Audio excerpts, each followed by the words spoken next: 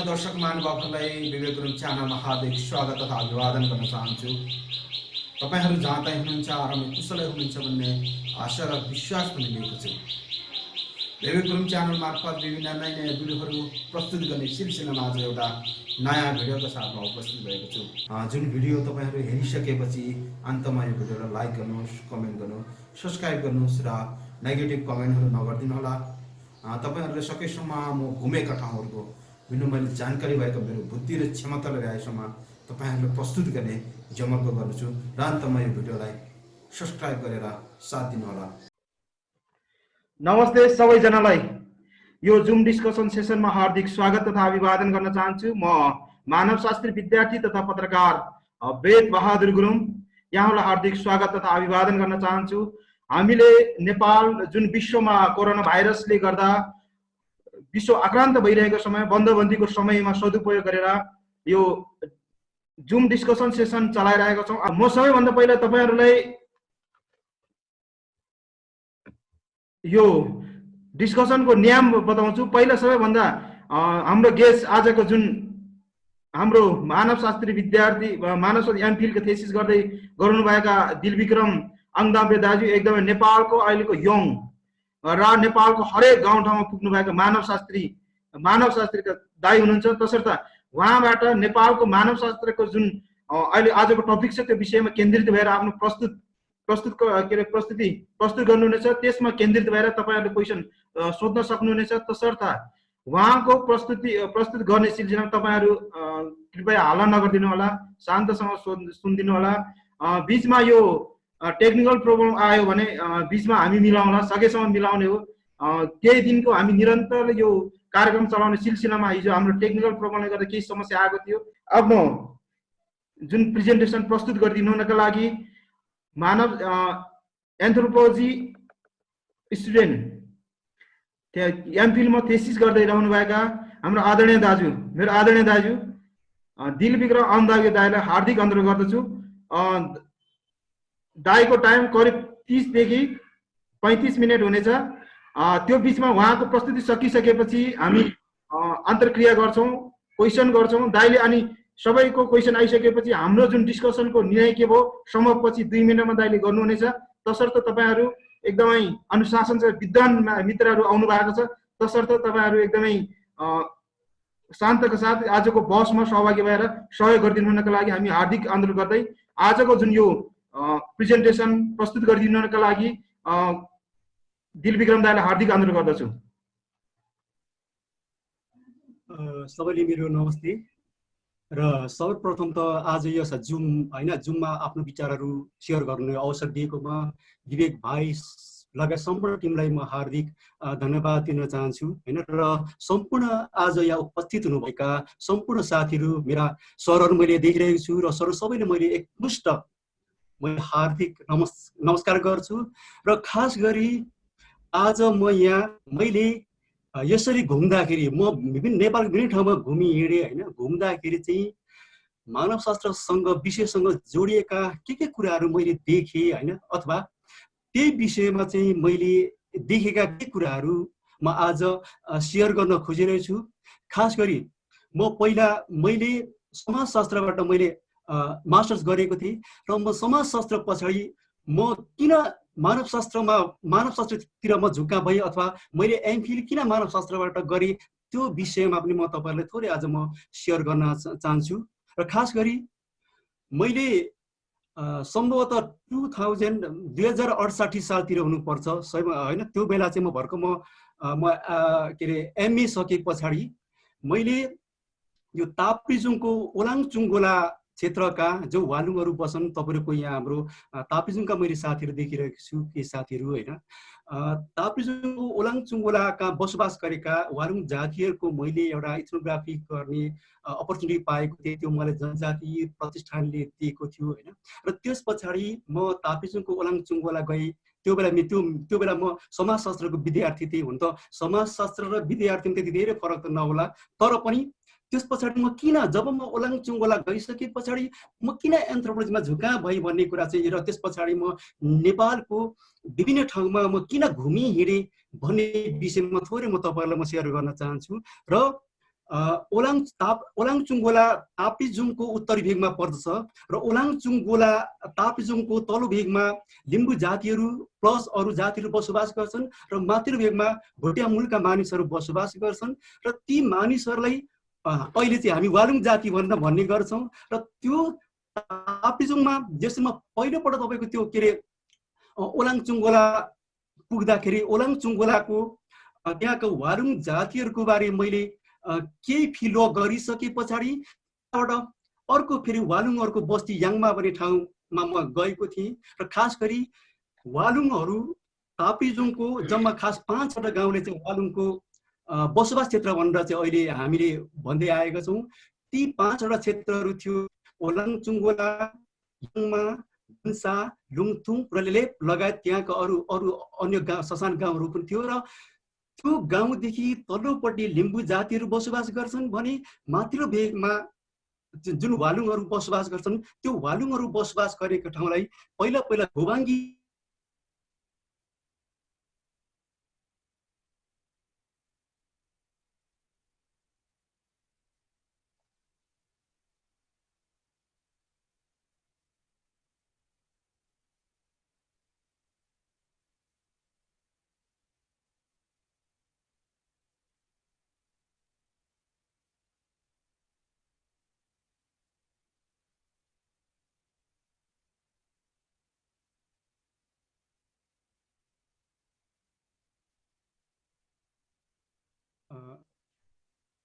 अहिले भइरहेको छ।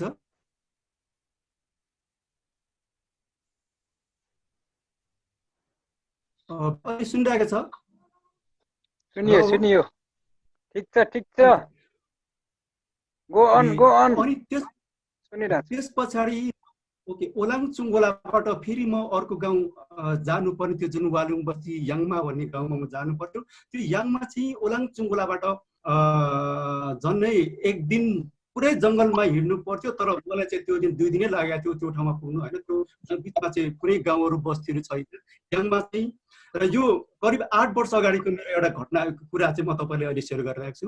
र म फर्स्ट टाइम याङमा पुग्दाखेरि याङमा जम्मा 11 घर भोटिया मूलका मानिसहरूको बस्ती थियो होइन।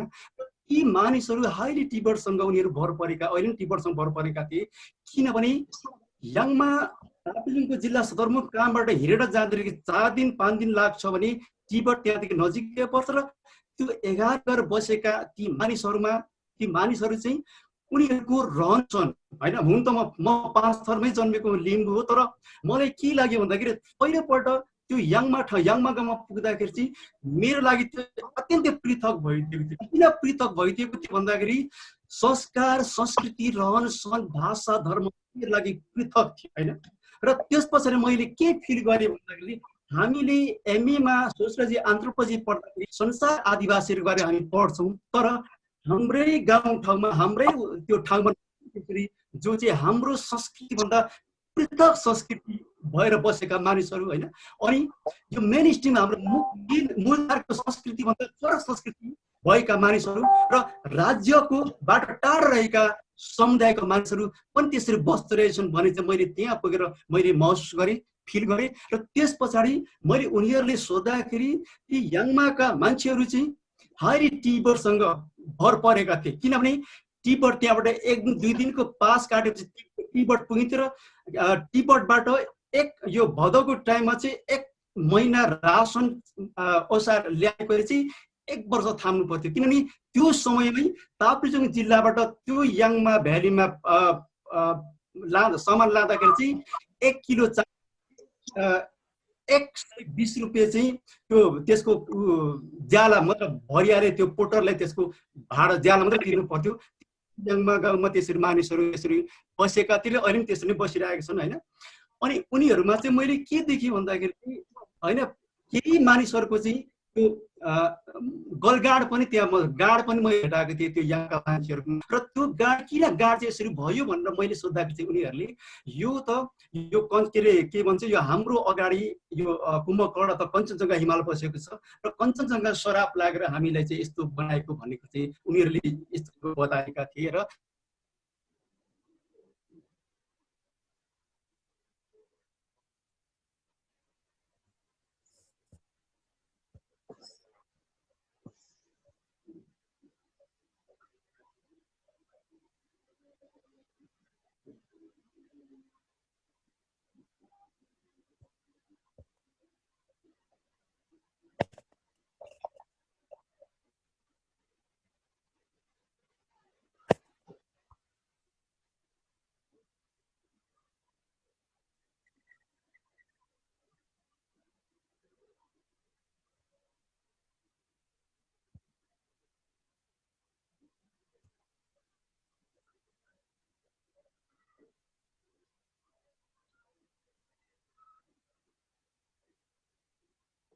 साउन्ड साउन्ड आएन।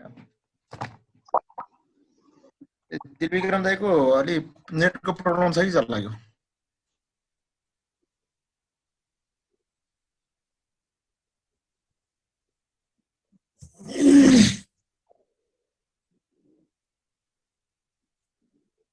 सायद नेटवर्क नेटवर्कको प्रब्लम रहेछ। आउँदै हुनुहुन्छ दाइ, फेरि जोडिनु भएको छ है एकछिन है। तपाईँहरू करिब करिब यो 40 मिनट सकिन लागेको छ। त्यसपछि सकिएपछि नि फेरि कनेक्ट गर्नु होला। त्यसमा क्वेसन एन्सरको डायलग सुरु हुन्छ है साथी हो।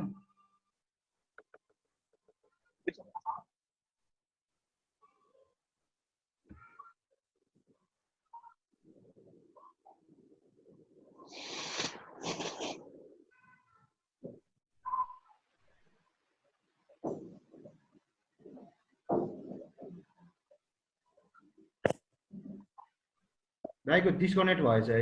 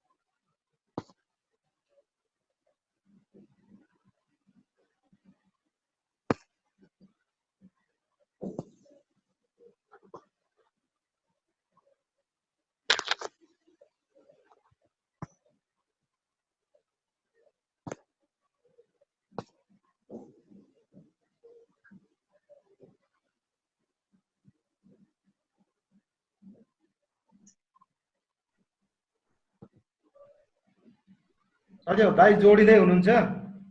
जेस हामी अब त्यस भाइ दाइ आउँदै हुनुहुन्छ। आउँदै एकछिन जोडिसक्नु भएको छ है। जेस हामी यो सिरिज के अरे जुन प्रोग्रामहरू डेली वाइज चलाइरहेका छौँ। आज जुन 5औं सेसन, भोलि 6औं सेसन हो। भोलि चाहिँ हामी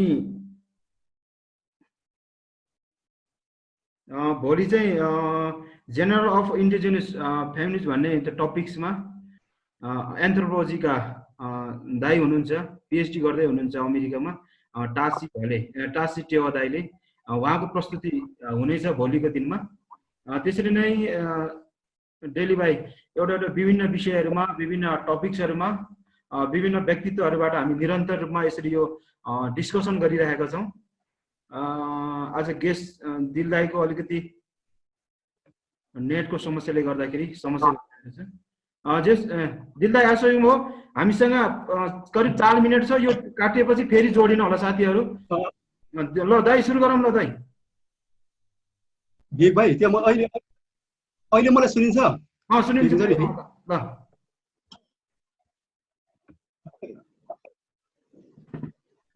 ओके, सुनिन्छ नि भाइ?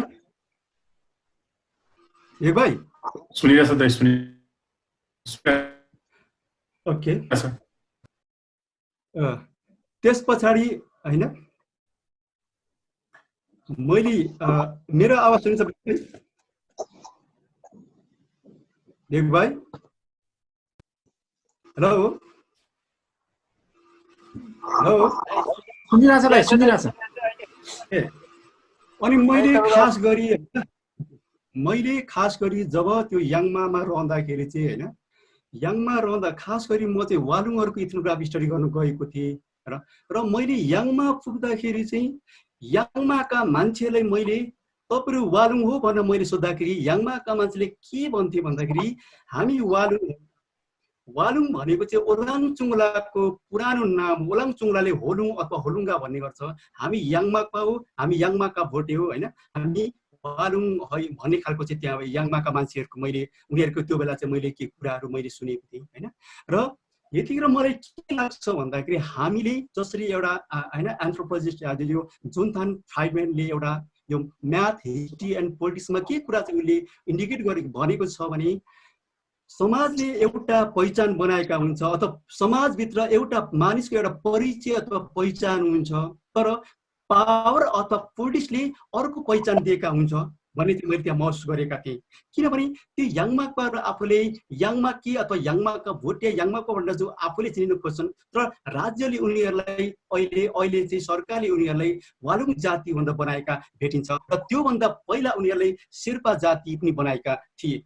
मेरो भने के भन्दाखेरि यसरी हाम्रो देशमा यसरी होइन जुन किसिमको राज्यले एउटा पहिचान दिएको छ, त्यो पहिचान आफै पनि एक किसिमको चाहिँ एउटा होइन अब त्यो पहिचान नै एउटा चाहिँ के कन्फ्युजहरू अब के प्रश्नहरू चाहिँ खडा हुँदो रहेछ भने चाहिँ मैले त्यहाँ महसुस गरेको र त्यस्ता कुराहरू चाहिँ मैले अरू ठाउँ घुम्दा पनि त्यस्ता धेरै मैले त्यस्ता खालका उदाहरण के अरे समस्याहरू मैले देखेको थिएँ। यो म अहिले एकछिनमा भनौँला। र यसरी याङमामा रहँदाखेरि त्यस पछाडि म याङमामा रहँदाखेरि चाहिँ याङमाको मान्छेहरूले चाहिँ नेपाली स्कुल मैले पढेका देखिनँ।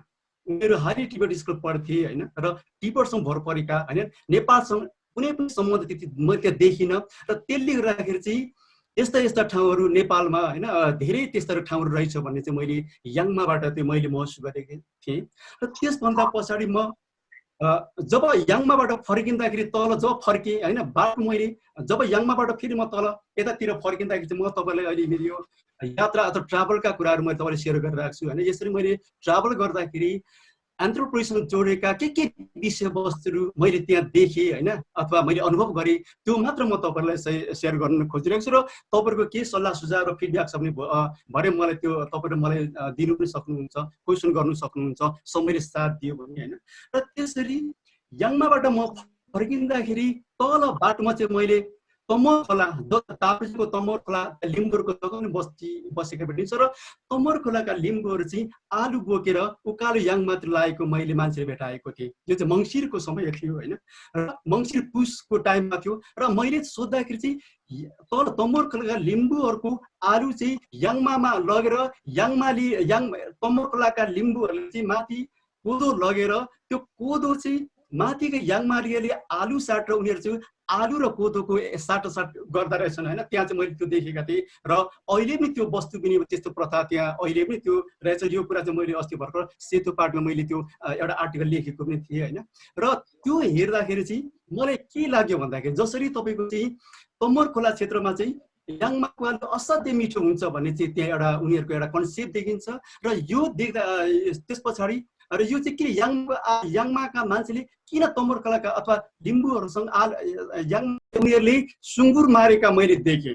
किनभने र त्यो सुँगुर वालुङहरू चाहिँ बौद्ध धर्मावलम्बीहरू, उनीहरू बुद्धिस्टले मारकाट गर्नु हुँदैन भन्ने एउटा धर्मको एउटा सिद्धान्त छ, धर्म छ भने उनीहरू चाहिँ त्यो लिम्बूसँग नजिक भएकोले गर्दाखेरि चाहिँ र उनीहरूले सुँगुर मारेर खुवाउने। किनभने लिम्बूहरूको घेवा अथवा लिम्बूहरूको मृत्यु संस्कारमा जाँदाखेरि पनि त्यो वालुङहरूले चाहिँ लिम्बूहरूले भक्कु खुवाउने र त्यही पैसा तिर्नुको लागि फेरि त्यो वालुङहरूको घेवामा पनि फेरि लिम्बूहरूले बोलाएर चाहिँ त्यो सुँगुर मारेर खुवाउने उनीहरूमा त्यो चलन रहेछ।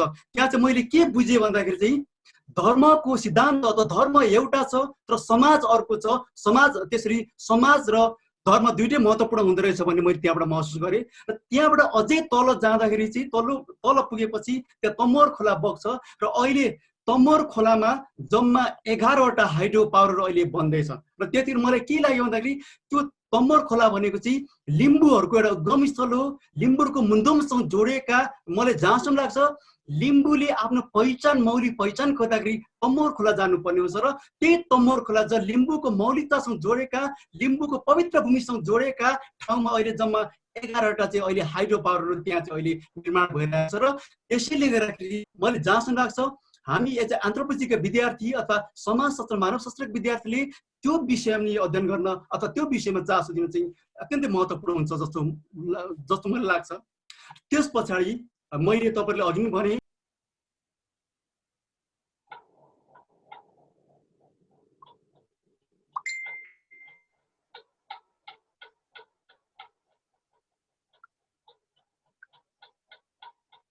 दाइको आवाज केही पनि आएन त। एकछिन भाइ फेरि डिस्कनेक्ट हुनुभयो, फेरि जोड्नु चाहिँ एकछिन ल। नेटले प्रब्लम दिइरहेछ आज दाइको, अलिकति नेट राम्रो नरहेछ कि आज। मैले करिब 5 वर्ष अगाडि मैले यो टियुको यो प्याप अथवा सेडाको एउटा प्रोजेक्टबाट एउटा प्रोपर्टी एलिभेसनको एउटा बेन्चा सर्वेको लागि चाहिँ म हुम्ला कर्णालीमा करिब 2 महिनासम्म घुमेको थिएँ र कर्णाली मेरो लागि चाहिँ त्यो मेरो पहिलोपल्ट मेरो यात्रा थियो र यसरी म पहिलोपल्ट हुम्ला जाँदाखेरि चाहिँ मैले त्यहाँ धेरै कुराहरू देखेँ हैन। त्यहाँको विविध विषयवस्तु मैले देखेँ, त्यो मेरो लागि अत्यन्तै पृथक भएको थियो। म पूर्वको मान्छे हैन र जब त्यसपछि म हुम्लाको सुरुमा त्यो हुम्लाको मध्य हुम्ला भन्छ, सिमीगाउँ नजिकैको त्यो त्यसलाई 12 थपाले एरिया पनि भन्छ, त्यो त्यसलाई निन्बा गाउँ पनि भन्छ र त्यो ब्रम्से अथवा तोर्पा त्यहाँ रहँदाखेरि मैले के देखेँ भन्दाखेरि चाहिँ त्यहाँका मान्छेलाई तामाङ भनेर चाहिँ नागरिकता दिएका रहेछ र त्यो मैले त्यहाँ मैले भेटाएँ र त्यहाँ हेर्दाखेरि चाहिँ मलाई के लाग्यो भन्दाखेरि चाहिँ हैन, जसरी मैले अघि भने नि याङमा अथवा ओलाङचुङला अथवा हुम्ला हिमाली भेगको मान्छेहरुमा चाहिँ मैले के देखेँ भन्दाखेरि त्यस्तो जातीय सिस्टम अथवा जात प्रथा त्यहाँ खासै नरहेको मैले महसुस गरेँ। किनभने उनीहरू आफ्नै तरिकाले चाहिँ एउटा नामको आधारमा अथवा ठाउँ विशेषको आधारमा, अघि मैले भने नि याङमाका मान्छे याङमाकपा भन्छ, ओलाङचुङ अथवा ओलाङचुङको पुरानो नाम भनेको वालुङ हो र त्यहाँका मान्छे वालुङ्गा हैन भन्छ। त्यसरी नै हुम्ली मान्छेले पनि एक किसिमको आफ्नै ठाउँको नामले चाहिँ उनीहरू चिनेर आएका हुँदो रहेछन्, खास गरी हिमाली भेगका मान्छेहरू। तर राज्यले जबरजस्ती उनीहरूलाई जात बारे दिँदाखेरि चाहिँ त्यहाँका कोही शेर्पा अथवा कोही तामाङ, कोही शेर्पा हैन, कोही चाहिँ अरू जातहरू भएका चाहिँ हुँदो रहेछ। त्यो चाहिँ मैले हुम्ला जाँदाखेरि हुम्लाका त्यो ब्रम्सी बरगाउँका त्यहाँको लामा अथवा भोटिया मानिसहरू चाहिँ तामाङ भनेर नागरिकता दिएका चाहिँ मैले त्यहाँ भेटाएको थिएँ। त्यस पछाडि म हुम्लाको माथिल्लो भेग म लिमीतिर पनि पुगेका थिएँ हैन। अहिले हामी यो हामीले के छ भन्दाखेरि यो पुँजीवादको दुनियाँमा पैसा भन्दा बाहेक पैसा बिना हामी केही पनि गर्न सक्दैनौँ, पैसा बिना अरू केही कल्पना गर्न सक्दैनौँ भन्ने जुन हाम्रो कन्सेप्ट र सोचाइ छ। तर म लिमी पुग्दाखेरि मैले त्यहाँ लिमीमा चाहिँ पैसाको कारोबार गरेको मैले देखिनँ हैन। त्यहाँ तपाईँ लिमी जानुहुन्छ भने तपाईँ पैसा लिएर गए पनि लिमीमा त्यो पैसाको त्यति धेरै कामहरू देखिने, किनभने पैसाले किनी खाने ठाउँ त्यहाँ लिमीमा छैन हैन। अहिले नै त्यो सिस्टम अहिले नै छ हैन। यो सुन्दाखेरि अनौठो लाग्छ होला हैन। र लिमीमा अर्को त्यहाँ चाहिँ के छ भन्दाखेरि चाहिँ उनीहरू काम गर्दा पनि एउटा कम्युनिटी सिस्टममा हैन, हामीले अथवा ज्याला दिएर ज्याला मजदुरी अथवा लेबर गरेर पैसाले होइन कि कसैको घर बनायो भने सबै सामूहिक उनीहरूलाई घर बनाइदिने अथवा खेतीपाती सामूहिक रूपमा गर्ने हैन। र त्यसरी चाहिँ अहिलेसम्म लिमीमा चाहिँ एउटा कम्युनल सिस्टममा लिमी चाहिँ अहिलेसम्म अगाडि बढे, लिमीका समाज चाहिँ अगाडि बढेका देखिन्छ। यो पनि हामी यो एन्थ्रोपोलोजिक विषयलाई अत्यन्तै महत्त्वपूर्ण हो कि मैले महसुस गरेको छु। र अर्को कुरा चाहिँ हामीले अहिलेसम्म चाहिँ विभिन्न स्कलरहरूले चाहिँ यो स्टडी गर्दै आएका पोलिएन्ड्रीका कुराहरू हैन, जबकि हुम्ला अथवा लिमीतिर चाहिँ धेरै बहुपति प्रथा छ भन्ने कुरा चाहिँ अहिले हामी स्टडी गर्दै आएका छौँ। तर मैले त्यो लिमीमा रहँदाखेरि चाहिँ खालि हामी पोलिएन्ड्रीका नेगेटिभ कुराहरू मात्रै हामी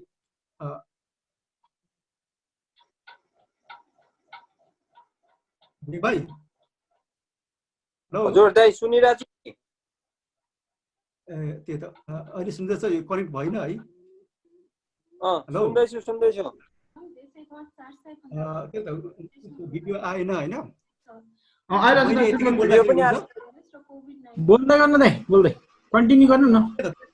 मेरो कुरा सुन्नु न, मैले त्यसरी लिनीमा चाहिँ मैले लिनीका एउटा त्यहाँका मान्छेसँग सोद्धाखेरि लिनीका एउटा मान्छेले चाहिँ के भन्यो भन्दाखेरि यो पोलिएन्ड्री अथवा बहुपति प्रथाले गर्दा नै हामी दाजुभाइमा चाहिँ राम्रो सम्बन्ध बसेको होइन, भाइ भाइमा भातृत्व सम्बन्ध बसेको होइन, किनभने एउटाले अर्को एउटा सबै भाइले अर्काकै बिहा गर्यो भने चाहिँ के अरे भाइहरू छुटिएर जाने होइन, अर्काकै बिरानो हुने, हामी त्यो हुन चाहँदैनौँ र त्यो हुन दिन्नौँ। त्यसैले गर्दाखेरि हामी चाहिँ एउटै श्रीमती हामीले सबै दाजुभाइले विवाह गरेको भन्ने कुरा चाहिँ उहाँहरूबाट त्यो सुनिन आयो होइन।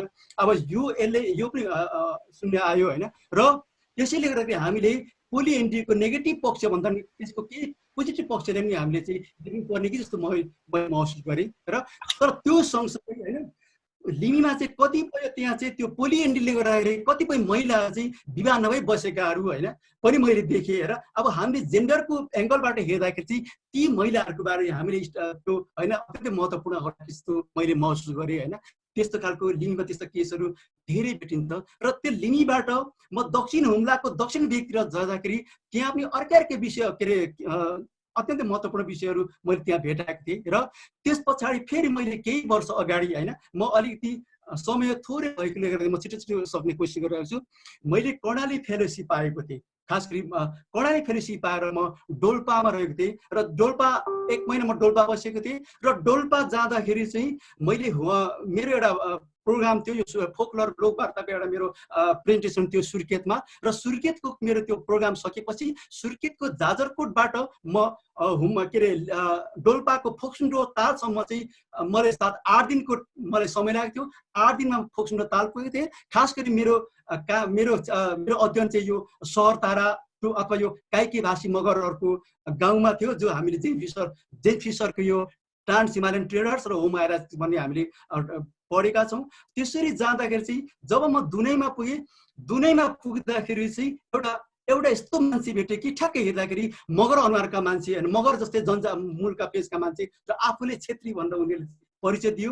र त्यस पछाडि मलाई के फिल भयो भन्दाखेरि चाहिँ होइन यो मगर र छेत्री मलाई पहिला के लाग्थ्यो, छेत्री भनेको त एउटा आर्यन मूलका होइन, एउटा खस आर्यन मूलका जस्तो लाग्थ्यो। तर त्यहाँ ठ्याक्क जनजाति टाइपको मैले छेत्री भेट्दाखेरि चाहिँ नेपालमा होइन यसरी अझै नि यो के अरे पहिचान हुनुपर्ने समुदायहरू होइन धेरै रहेछ भन्ने मैले महसुस गरेँ। त्यसभन्दा त्यसपछि म फोक्सुन्डो तालमा पुगेँ। र त्यो रिङ्मो गाउँमा पुग्दाखेरि चाहिँ त्यहाँका केही मान्छेहरू चाहिँ होइन उनीहरू लामा अथवा धोल्पो अथवा भोटिया मुलका भए पनि कोही गुरुङ भएका, कोही रोकाई छेत्री भएका, कोही चाहिँ अरू भएका मैले त्यहाँ भेटाएको थिएँ। यसरी चाहिँ विभिन्न किसिमका विषयहरू मैले त्यहाँ देखेको थिएँ। र त्यस पछाडि म अन्त्यमा चाहिँ त्यहाँबाट फर्केर म 1 महिनासम्म म डोल्पाको त्यो टुप्पा तारा भन्ने गाउँ बसेको थिएँ।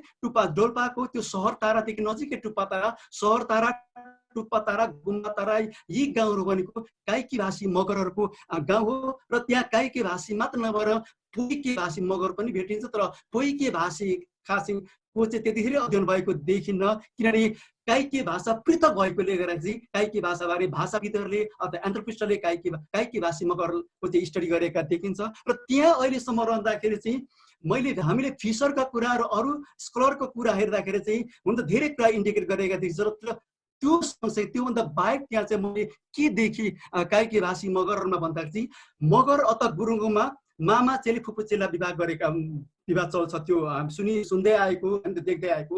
तर अरू समुदाय अरू ठाउँका मगर गुरुङ अथवा तामाङहरूमा चाहिँ एकहरू मात्रै के अरे मामा चेली विवाह हुन्छ। तर त्यो डोल्पाली मगरमा चाहिँ दोहोरो रूपले विवाह हुँदो रहेछ। मामाको छोरी अनि मामाको छोराले फुपूको छोरी विवाह गर्न मिल्ने अथवा फुपूको छोराले मामाको छोरी पनि विवाह गर्न मिल्ने। र त्यहाँ चाहिँ अर्को मैले पृथक के देखेँ भन्दाखेरि कुनै के अरे विवाह गर्दा कुल कुटुम्ब गर्दाखेरि मामाको छोरी अथवा फुपूको छोराभन्दा बाहेक अरूसँग विवाह गर्यो भने त्यो विवाह गर्ने मान्छेलाई चाहिँ सामाजिक रूपले अलिकति निम्न स्तरको मान्ने र उनीहरूले चाहिँ गाउँमा भन्दा अलिक टाढो गाउँमा चाहिँ अलिकति बस्न अलिकति होइन अब गाउँदेखि टाढो जानुपर्ने अब त्यस्तो खालको त्यहाँ नियम रहेछ। र मामा अथवा फुपूको त्यसले चाहिँ कसरी बाँधिदो रहेछ भन्दाखेरि चाहिँ मुखजुटा चल्ने अथवा मुखजुटा नचल्ने। जसरी तपाईँको चाहिँ मामा अथवा फुपूको छोराछोरी अथवा मामा फुपूको छोराछोरी त एउटै वंशजको भएकोले गर्दाखेरि उनीहरूभित्र चाहिँ मुखजुटा अथवा फुड सेयर हुँदो रहेछ। र तर मामाको छोरा फुपूको छोरी भन्दा बाहेक अरू मगरै भयो भने अरू मगरमा चाहिँ उनीहरू मुखजुटा नचल्ने भएकोले गर्दा चाहिँ उनीहरू मुखजुटा चल्नेसँग मात्र कुटुम्ब विवाह गर्दो रहेछ। यदि मुखजुटा नचल्नेसँग अथवा मगरै भए पनि आफ्नो मामा फुपू भन्दा अरू बाहेकको मगरसँग विवाह गरे पनि त्यस्ता मगरका सन्तानले अथवा छोराछोरीले पछि आफ्नो वंशजका कुल कुटुम्ब चाहिँ गर्दाखेरि अलिकति नगर्ने, उनीहरूले चाहिँ अलिक फाल्टो तरिकाले हेर्ने, अलिकति सामाजिक रूपले अलिकति निम्न स्तरको उनीहरूले अलिकति फरक तरिकाले हेर्ने भन्ने चलन चाहिँ अहिलेसम्म नै रहेछ। त्यसैले गर्दाखेरि अहिलेसम्म त्यहाँका मैले के देखेँ भने एउटा दुईटा केस बाहेक प्रायले डोल्पाली मगरहरूले चाहिँ आफ्नो मामा फुपूका छोराछोरी भन्दा अरूसँग मैले विवाह गरेको त्यहाँ मैले देखिनँ। किनभने अरूसँग विवाह गरेपछि पछि आफ्ना शाखा सन्तानले चाहिँ पनि कुल कुटुम्ब चाहिँ त्यो गर्न नपाउने, त्यहाँको आफ्नो समुदायसँग कुटुम्ब गर्न नपाउने भन्ने त्यहाँ चाहिँ नियम चाहिँ अहिले नै त्यहाँ रहेछ। र त्यो सँगसँगै यसरी यो के अरे यसरी डोल्पामा चाहिँ मैले त्योसँग अरू पनि विषयवस्तु मैले त्यहाँ देखेको थिएँ र त्यस पछाडि म यहाँहरूलाई के भन्छु भन्दाखेरि यसरी मैले त्यो भन्दा बाहेक अरू ठाउँ जस्तै म मुगु पनि गएको थिएँ होइन।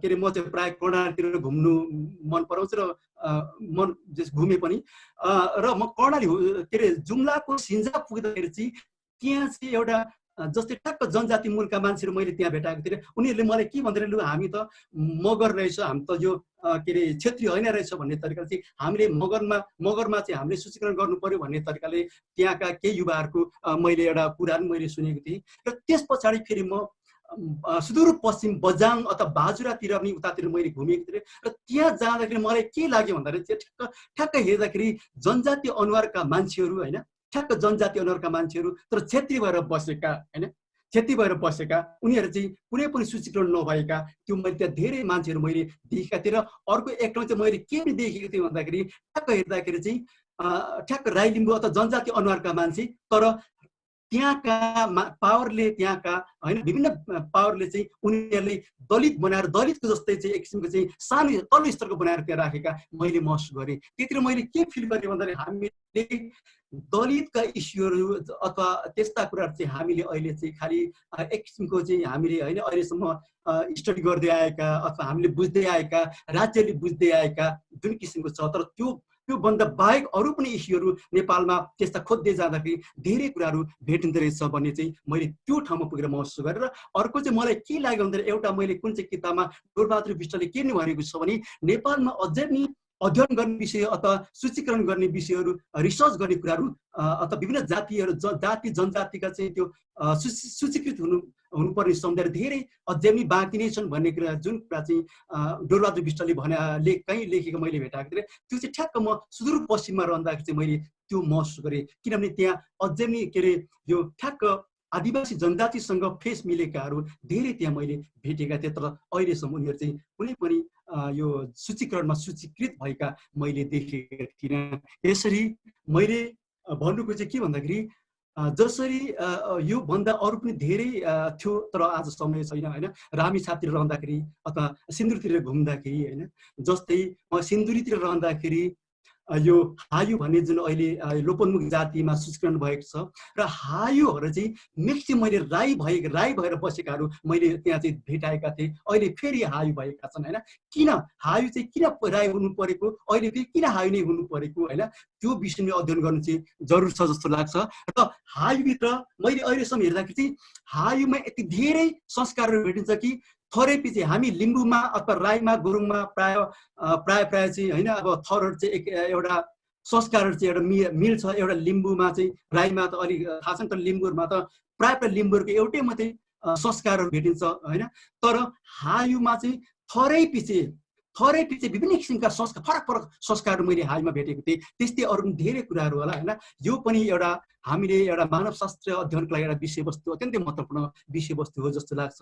त्यो सँगसँगै म थाङ्मी गाउँमा गएको थिएँ। यो अर्थको स्टडी गर्न चाहिँ म थाङ्मी अथवा दोलखाको माथिल्लो क्षेत्रमा गएको थिएँ। र थामीहरूमा चाहिँ के छ भन्दाखेरि त्यहाँका आफ्नो कुल देवता भूमि पूजा अथवा कुल देवता हुन्छ। कुल को पूजा नगर चाहिँ विवाह गर्न नपाइने भएकोले गर्दाखेरि चाहिँ यो भूकम्पको टाइममा चाहिँ उनीहरूले कुल पूजा गर्न नपाएकोले गर्दाखेरि चाहिँ घर भत्केर कुल पूजा गर्न नपाएकोले गर्दा चाहिँ त्यो बेला धेरै विवाहहरू चाहिँ उनीहरूको विवाह गर्न अड्केका चाहिँ मैले त्यहाँ देखेको थिएँ। मेरो भनाइ के भन्दाखेरि नेपालमा होइन यो एन्थ्रोपोलोजिकल स्टडिज गर्नुपर्ने धेरै कुराहरू नेपालमा रहेछ भन्ने चाहिँ मैले महसुस गरेँ होइन। र मोटामोटी विवेकजी हाम्रो समय नै सक्यो कि क्या हो? अब छोट्याउनुहोस्, फेरि क्वेसन एन्सर गराउँदै फेरि सक्यो भने झ्याउँछ फेरि। अब करिब करिब तपाईँ 2-3 मिनट भित्र सक्नुहुन्छ। त्यसरी मैले अन्तिममा यहाँले जति आज सुनिराख्नु भएको छ होइन, मैले कति राम्रो भने भनिनँ, तर अझै पनि हामीले व्यक्तिगत रूपमा भेटेर हामी कुरा गर्न सक्छौँ। अझै पनि यो यस्ता इस्युहरू विषयवस्तुहरू होइन धेरै देखिन्छ। नेपालमा घुम्नु पर्दो रहेछ, घुम्दाखेरि चाहिँ अत्यन्त धेरै देखिँदो रहेछ। आज मलाई जहाँसम्म लाग्छ हामी यो अहिले धेरै हामी मानवशास्त्रका विषयहरू मानवशास्त्र अध्येताहरू हामी यहाँ सहभागी भएका छौँ। र मलाई यतिखेर के याद हुन्छ भन्दाखेरि मैले एमफिलमा पहिलोपल्ट क्लास लिँदाखेरि चाहिँ हाम्रो सर श्री ढकाल सरले हामीले एन्थ्रोपोलोजी भनेको चाहिँ एन्थ्रोपोलोजीमा दुईवटा असाध्यै महत्त्वपूर्ण विषय हुन्छ। एउटा चाहिँ फिल्ड वर्क र अर्को चाहिँ यो पब्लिक रिलेसन, त्यो दुईवटा अत्यन्तै महत्त्वपूर्ण हुन्छ भन्ने सरले भन्नु सेयर गर्नुभएको थियो। र अहिले हेर्दाखेरि चाहिँ हामीले नेपालमा घुम्दाखेरि होइन धेरै विषयवस्तुहरू भेटिँदो रहेछ भन्ने मैले चाहिँ महसुस गरेँ। र आज मैले आफ्नो विचार यति नै राखेँ होइन, यति नै मैले सेयर गरेँ। र बाँकी कुरा चाहिँ कुनै समय हामीले भेटेर अथवा चिया गफ गरेर अथवा कुनै माध्यमबाट हामी भेटेर फेरि अरू धेरै विषयवस्तु बाँकी कुराहरू चाहिँ हामी कुरा गर्न सक्छौँ होइन। र मैले आज यहाँले यति नै भने धन्यवाद, नमस्ते। थ्याङ्क यू दाइ। अब साथीहरू तपाईँहरू 1 मिनटमा परिचय सहित क्वेसन सोध्नु होला, एकदम टपिक्समा केन्द्रित भएर। धेरै नभए हाम्रो टाइम धेरै छैन, अब करिब करिब 20 मिनट छ साथीहरू। 1 मिनटमा पालो पालो उठाउँ, पालो पालो सोधौँ, भूमिका बाँध्नु पर्दैन। क्वेसन सिधै ठ्याक्क परिचय दिइसकेपछि क्वेसन सोध्नु होला है। च्याट बक्समा को सोध्नु के अरे। ल अब म सुरु गर्छु। दावा सर, ल दावा सर सुरु गरौँ है। 1 मिनट 1 मिनट। ए ल ल, मेरो नाम दावा शेर्पा।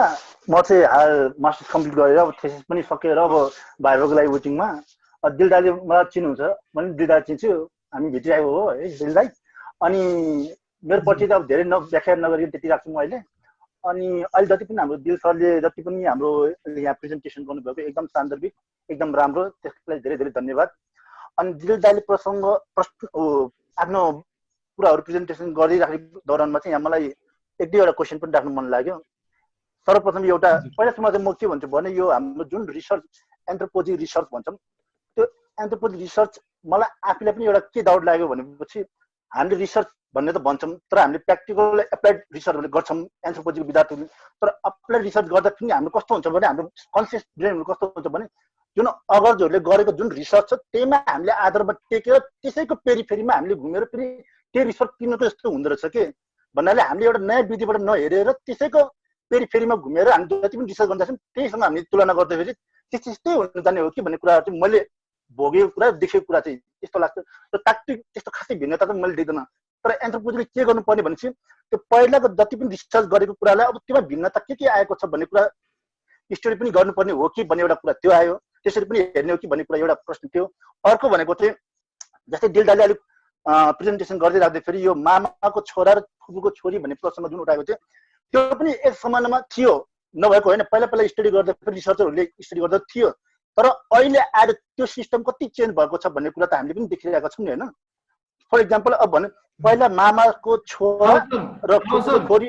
हेलो दाउ सर, इक्जाम्पल नदिनु, क्वेसन टक्क क्वेसन सोध्नु ल। हामी मानवशास्त्री विद्यार्थी मित्रहरू छौँ होइन।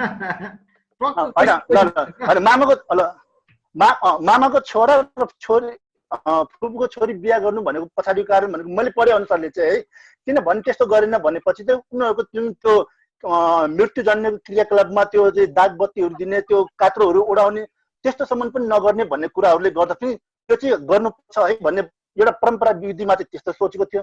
तर पछिल्लो पटक आउँदाखेरि धेरै अब मोडर्नाइजेसन पिरियडमा चाहिँ अब होइन है, अब त मामाको छोरा र फुपूको छोरी त आफ्नै दिदीभाइ जस्तो पढेको छ, यसो चाहिँ गर्नु हुँदैन भन्ने त्यो पनि भिन्नताहरू आइरहेको छ भने त्यसलाई पनि अलिकति अहिलेको एन्थ्रोपोलोजीले देखाउनु पर्ने हो कि भन्ने कुरा यो कुरा भएको।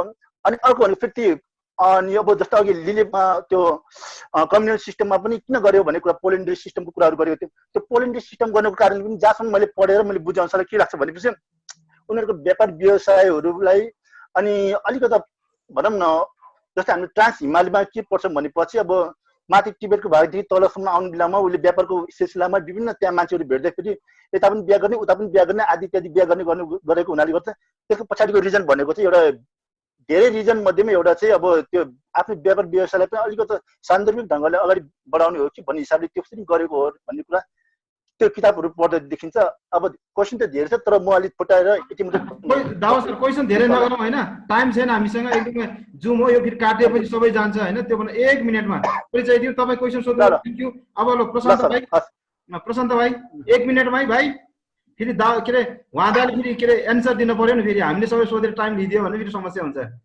प्रशान्त भाइ ल मेरो नाम सबैलाई के अरे सबैलाई नमस्ते। मेरो नाम चाहिँ प्रशान्त खड्का होइन। म चाहिँ अहिले एमए सकेर थेसिस गर्दैछु रिलिजियस कन्भर्जनमा। मैले दाइलाई चाहिँ अस्ति एकपल्ट दाइले चाहिँ फेसबुकमा फोटो सेयर गर्नुभएको थियो, त्यही अघि यो के अरे जनजाति अनुहारको मान्छे छेत्री भएको भन्ने कुरा होइन। मैले दाइले त्यहाँ कमेन्ट पनि गरेको थिएँ, दाइले कुनै दिन भन्नुहोला भन्नुभएको थियो, त्यही ठ्याक्कै आज प्रसङ्ग पनि आयो होइन। यो चाहिँ मैले थोरै अलिकति आफ्नो कुरा पनि जोड्छु कि म चाहिँ हाम्रो पुर्ख्यौली घर चाहिँ अछाम होइन। हामी चाहिँ खप्तडी खड्का हो। खप्तडबाट आएर चाहिँ हामी त्यो अछामको कमल बजार भन्ने नगरपालिकामा त्यो बजुडा भन्ने ठाउँमा बसेको हुँदाखेरि चाहिँ खड्काबाट बुढा बन्न गयो क्या। गाउँको एउटा बजुडा भन्ने गाउँमा बसेको कारणले बुढा बुढा भनेर लेखाउन थाल्यो होइन। तर अहिले हामीले चाहिँ त्यो कुरा पछि थाहा पाइसकेपछि अहिले हामी फेरि खड्का भनेर आफूलाई चाहिँ उ गर्न थाल्यो, आफूलाई रिकगनाइज गर्न थाल्यो होइन।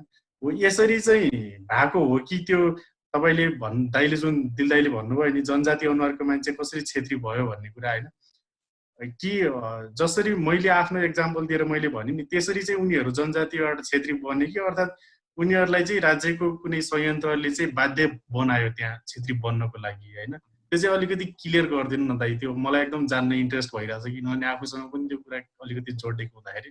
यति हो मेरो कुरा चाहिँ। ल थ्याङ्क यू। अरू को हुनुहुन्छ? पहिला क्वेसन सकाउँ है साथी हो, 1 मिनेटमा।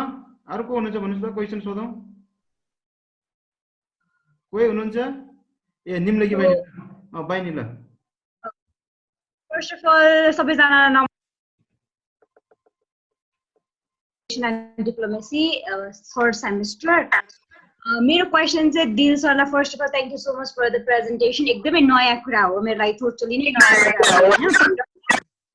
नेपाली कम्युनिटीको नै कुरा रहेछ।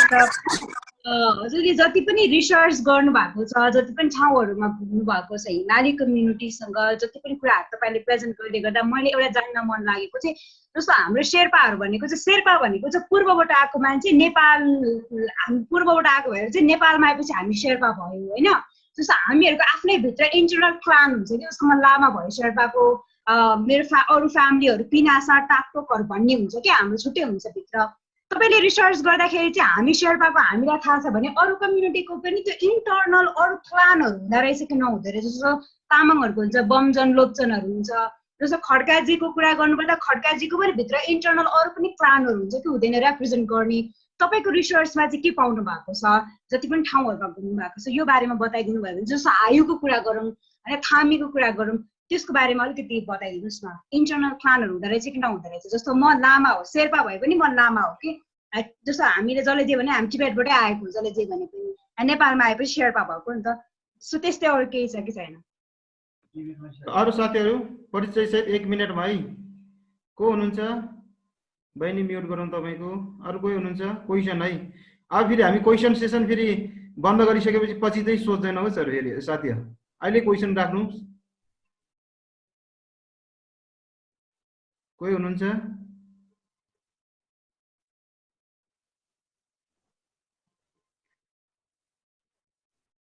दिलदाई क्वेसन दिनको लागि एकदमै तयार भइराख्नु भएको छ, त्यो क्वेसन एन्सर दिनको लागि। अर्जुन सर क्वेसन छैन तपाईँको?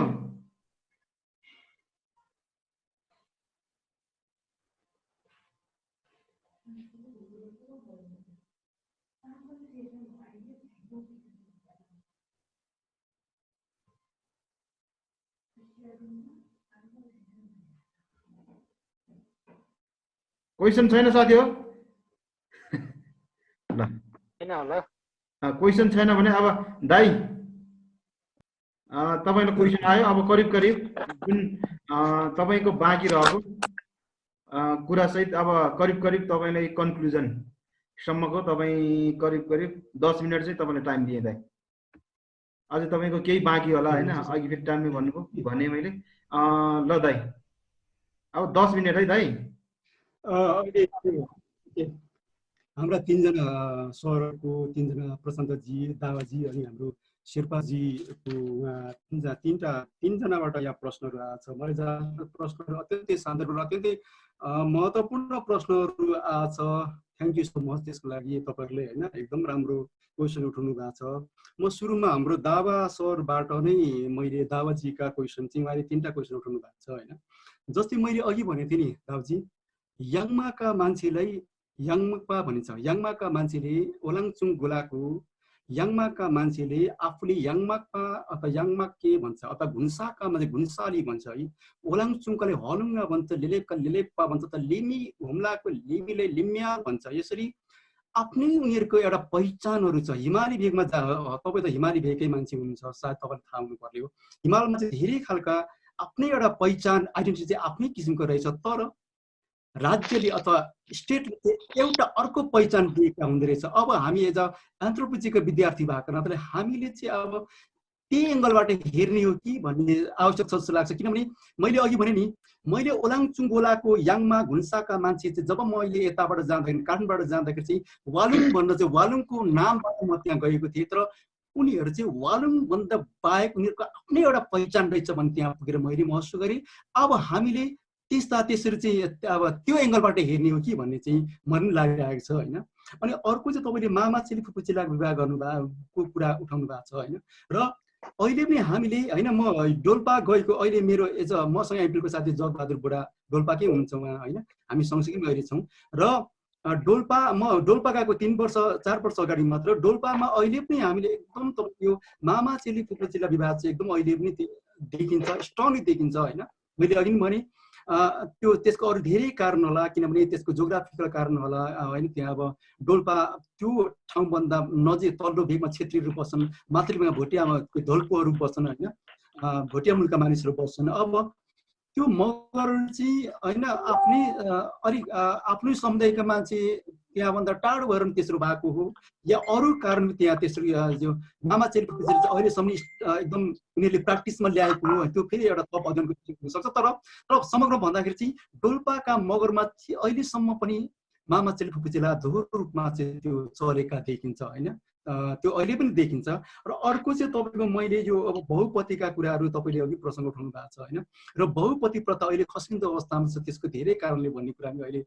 विभिन्न किसिमका लिटरेचरहरू भेटिन्छ र यसको खास कारण अघि तपाईँले भनिसक्नु भएको छ तर अब त्यहाँ हेर्दाखेरि त्योभन्दा बाहेक त्यहाँ उनीहरूको सोसियल होइन सामाजिक सांस्कृतिक उनीहरूको त्योसँग हेर्दाखेरि मैले अघि नै भनेको छु होइन र त्यो बहुपतिले गर्दाखेरि उनीहरूको सम्बन्धहरू सामाजिक सम्बन्धहरू दरिलो बनाएका कुराहरू त्यहाँ भेटिन्छ र त्यो एङ्गलबाट पनि हेर्ने हो कि भन्ने एउटा मेरो एउटा धारणा हो होइन मैले यहाँलाई यति नै भने बाँकी कुरा होइन अब के अरे फेरि भेट्दाखेरि बडा खुसी लाग्यो तपाईँको प्रश्न अत्यन्तै राम्रो छ मैले सायद सबै कुरा अहिले यहाँ भन्नु सकिनँ होला तर अब फेरि हामी भेट्नेछौँ र अर्को हामी यहाँ प्रशान्त भाइले अत्यन्तै पनि राम्रो क्वेसन उठाउनु भएको छ यो मैले सुदूरपश्चिममा रहँदाखेरि यो विषयमा चाहिँ हाम्रो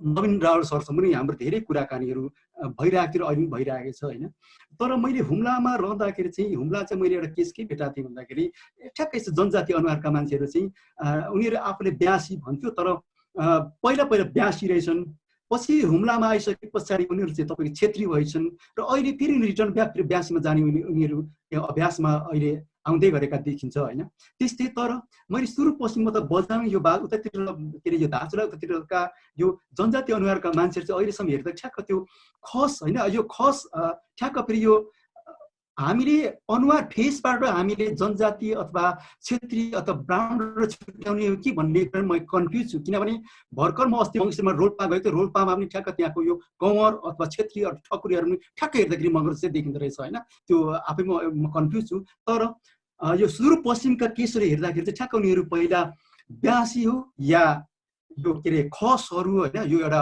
अध्ययनको विषयहरू होला, तर अहिलेसम्म यो हेर्दाखेरि ठ्याक्क हेर्दाखेरि चाहिँ एउटा होइन हामीले तर अब हामीले अहिलेसम्म बुझेका ठ्याक्क यो जनजाति चाहिँ आर्य मङ्गोलियन टाइपका थेप्चे अनुहारका होइन चिम्सी आँखा भएको जुन एउटा हाम्रो एउटा हाइको छ त्यो पनि रङ हो कि होइन, त्यो पनि एकछिन हाम्रो एउटा भ्रम मात्र हो कि त्योभन्दा अरू पनि हामीले हेर्नुपर्ने हो कि जस्तो चाहिँ लाग्छ। तर मलाई लाग्छ यो पश्चिमकाहरू चाहिँ एक किसिमको त्यो तपाईँको के भन्छ यो खसहरू नै हो कि अथवा ब्यासीहरू हुनसक्छ होइन, त्यो चाहिँ एउटा अध्ययनको विषयवस्तु हुन्छ जस्तो लाग्छ। र अर्को तपाईँको हाम्रो शेर्पाजीले जुन अहिले कुरा उठाउनु भएको छ नि उहाँको पनि अत्यन्तै सान्दर्भिक लाग्छ, जो चाहिँ उहाँ शेर्पा हुनुभएछ। शेर्पाभित्र जस्तो यो के गोले पिनासा जस्तो धेरै थरहरू भेटिन्छ र त्यो सँगसँगै उहाँले कुरा उठाउनु भएको छ यो थाङ्मी र तपाईँको चाहिँ यो अर्को हाईमा थर सक्छ नि भन्दाखेरि तपाईँको चाहिँ यो हाईभित्र चाहिँ तपाईँ यो के अरे आखुम दोखुम येले भन्ने खालको त्योभन्दा धेरै अरू पनि थरहरू छ र मैले त्यहाँ जम्मा 7वटा थरहरू चाहिँ त्यहाँ मैले टिपेको थिएँ होइन, अहिले यहाँ सबै भन्न सकिन्न। र त्यसरी नै तपाईँ यो के अरे यो के भन्छ यो थाङ्मीभित्र पनि यो आङ्क्यामी अथवा अरू थरहरू त्यहाँ चाहिँ भेटिन्छ। त्यसरी मेरो भने के भन्दाखेरि थरहरू चाहिँ भेटिँदो रहेछ, अथवा हिमाली भेगमा चाहिँ तपाईँको यो शेर्पामा चाहिँ त्यो थरहरू भेटिन्छ होइन। तर शेर्पाभन्दा बाहेक होइन, शेर्पा थाहा छैन, मेरो खास अध्ययन चाहिँ यो ओलाङचुङ्गलाको वालुङहरू भएकोले गर्दाखेरि मात्र भेगमा चाहिँ थर भन्दा पनि त्यो थर चाहिँ उनीहरूको पहिला माइग्रेट भएका थरहरू चाहिँ त्यहाँ रहेछ। किनभने आफ्नो एउटा मतलब पुर्खौली स्थल हुन्छ नि, आफ्नो एउटा उद्गम स्थल र बसोबास क्षेत्रको आधारमा चाहिँ आफ्नो उनीहरूले चाहिँ त्यही नै आफ्नो थर भनेर दाबी गरेका भेटिन्छ। जस्तै म तपाईँले एक्जाम दिन्छु, ओलाङचुङ्गलाको जो रुइटहरू त्यो चाहिँ तिब्बतको रुइता भन्ने ठाउँबाट आएकाहरू चाहिँ अहिले रुइट वालुङ बनेका छन्। जस्तै तपाईँको यो तिलगङ्गाको डाक्टर सन्दु रुइट उहाँ ओलाङचुङ्गलाकै हुनुहुन्छ, उहाँ चाहिँ रुइट हो। उहाँ चाहिँ म सन्दु रुइटको वंशजले मैले ओलाङचुङ्गलामा सोद्धाखेरि चाहिँ